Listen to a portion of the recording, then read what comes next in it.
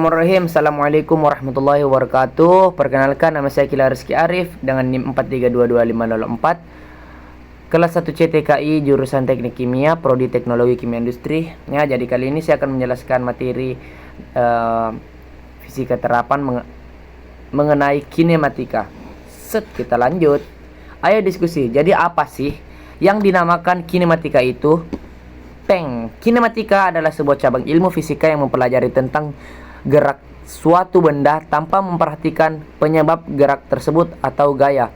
Jadi fokus kinematika di sini itu mendeskripsikan gerakan melalui besaran seperti posisi, jarak, perpindahan, kecepatan, percepatan, dan juga waktu. Nah, apa sih jarak dan perpindahan itu? Nah, jarak sendiri adalah sebuah panjang lintasan yang ditempuh oleh suatu benda tanpa memperhatikan arahnya, sedangkan perpindahan adalah perubahan posisi suatu benda dari titik awal ke titik akhir dengan memperhatikan arahnya, sehingga itu termasuk besaran vektor. Nah, rumus jarak dan perpindahan. Adapun rumus jarak yaitu S sama dengan V dikali T. S itu jarak, V itu kelajuan atau kecepatan, dan T itu waktu.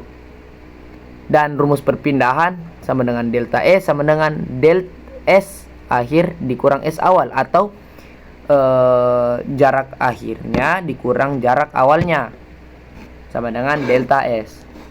Nah, kita lanjut ke kecepatan. Kecepatan adalah sebuah perubahan posisi benda persatuan waktu dengan memperhatikan arah geraknya. Nah, di sini rumusnya kita menggunakan kecepatan rata-rata, teman-teman. Jadi rumus kecepatan rata-rata sama dengan delta S dibagi delta T. Nah, delta S itu perpindahan dengan satuan meter, dan delta T itu selang waktu dengan satuan S. Nah, kalau untuk rumus kecepatan itu bisa kita ambil dari rumus JKW. Untuk menentukan kecepatan berarti kita membagi jarak dengan waktu. Nah, lanjut ke kelajuan. Apa sih kelajuan itu? Jadi kelajuan adalah seberapa cepat suatu benda untuk menempuh jarak dalam waktu yang tertentu. Besaran ini tidak memperhatikan arahnya. Nah, rumusnya itu sama dengan V sama dengan S dibagi T, yang mana V itu kelajuan, S itu jarak tempuh, dan T itu adalah waktu. Nah, yang ketiga ada percepatan. Keempat.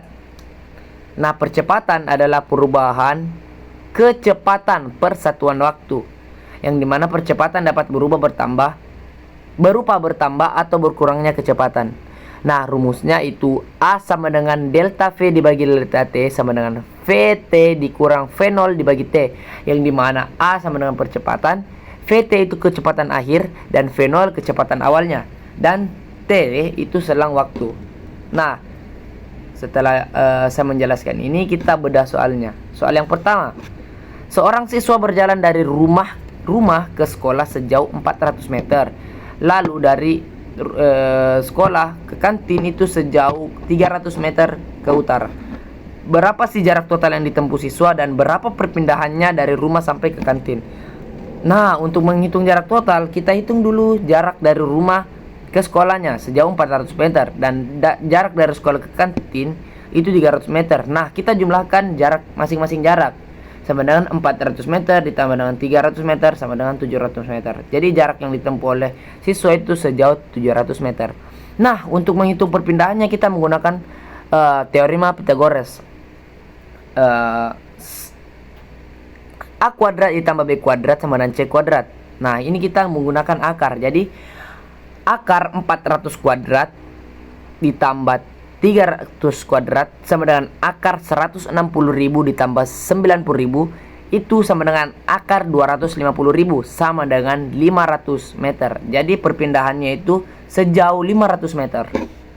Lanjut, soal nomor 2. Jadi seorang anak mengendarai sepeda dari rumah ke taman sejauh 800 meter dalam waktu 4 menit.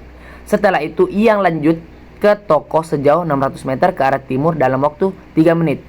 Nah, ini salah terdobel soalnya. Nah, hitung kecepatan rata-ratanya. Nah, yang pertama itu kita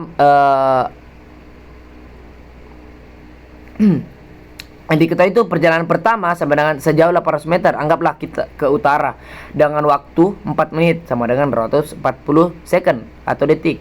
Yang kedua itu perjalanan yang kedua sama dengan 600 meter ke arah timur dengan waktu 3 menit sama dengan 180 second.